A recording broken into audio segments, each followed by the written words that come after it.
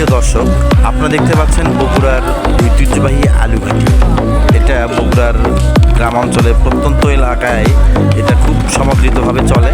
আমাদের বগুড়ায় এটা রান্নাবান্না হচ্ছে। আজকে আমরা এটা রান্নাবান্না করতেছি, অনেকগুলো লোকজনকে দাওয়াত করেছি ইনশাল্লাহ। আপনারা দেখতে পাচ্ছেন এটা কিভাবে আমরা রান্না করি। এটা খুব অনেক রাত থেকে আমরা এটা প্রস্তুত করতেছি। এটা রন্ধনশৈলী আপনারা নেটে পাবেন।